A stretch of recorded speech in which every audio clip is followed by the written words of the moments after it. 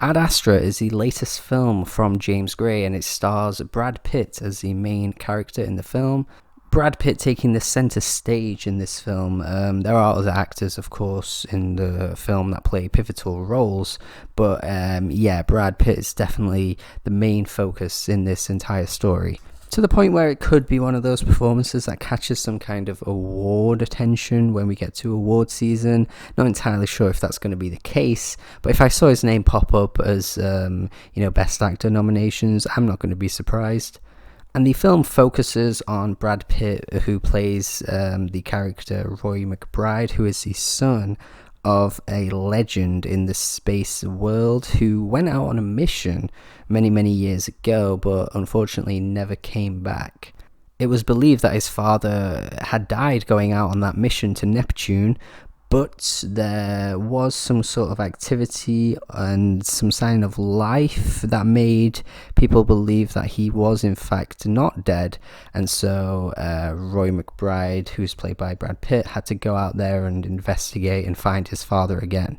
Now, I did mention that Brad is the main focus of the film, and for a film like this, he kind of has to be. It's very important that he is, because it is essentially more of a character study than it is a plot, I think, because you really get deeper into the insight of what he's thinking, the type of person that he is.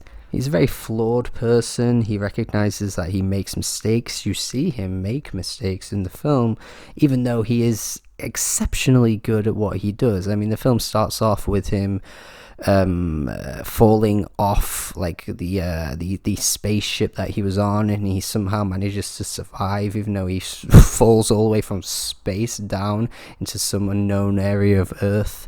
He's told in a meeting that he's amazingly calm during all these situations. His beats per minute are really low considering the stress levels that it takes during stuff like this.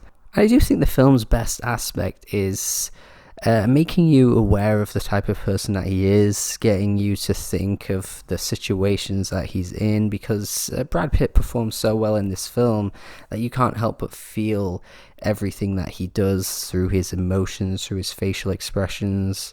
And even though the film has to move at quite a slow pace to build up a lot of things, build up a lot of tension, I think it actually ended up working quite a bit. A lot of films like this can end up dragging out a bit too long. This film did feel like its length, I must admit, but I do think that they did a pretty good job of keeping interest throughout. I mean, I certainly was interested the whole way through.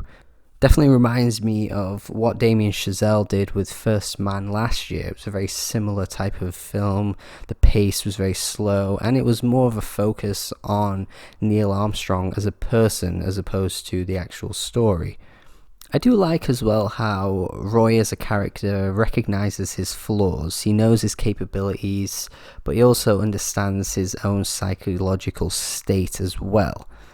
And all of that was going really well up until there's a point in the film that he does something that's quite catastrophic, honestly. Like I mean, I don't want to spoil it, but he does something that really is severe and just quite messed up.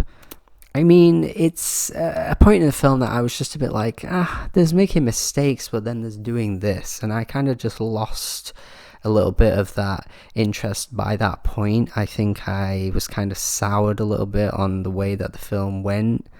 And unfortunately, I wouldn't say there's any kind of huge payoff by the end. I mean, to say that the entire film is focusing on how he needs to find his father, you would think that there was going to be some kind of huge emotional impact by the end, and it's just kind of, yeah, okay.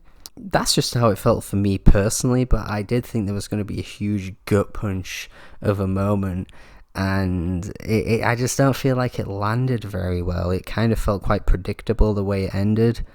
It reminded me as well of a film like Gravity. I just felt like everything just seemed to resolve itself by the end, just sort of predictable, sort of standard for films like this. It was just a bit of a shame, I think.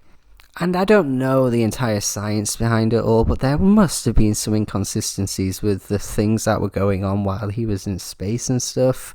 I'm sure Neil deGrasse Tyson will have a field day with this film, but I'm not going to get into that anyway, because that's just not really what I'm here to do. I think the film overall was decent, though.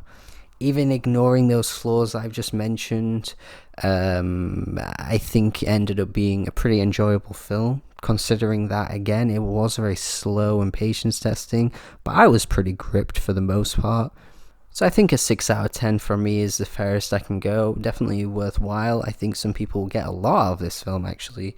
But at the same time, I just felt like a lot of things ended up being retread, and it just kind of hindered the film. It could have really ended in a huge way that I just never really did. Thank you for listening to my thoughts, so hopefully you got something out of this review. If you did, let me know in the comments. Thank you. Subscribe if you haven't already, it would be great. Have a good day. And yeah, goodbye. More reviews coming soon.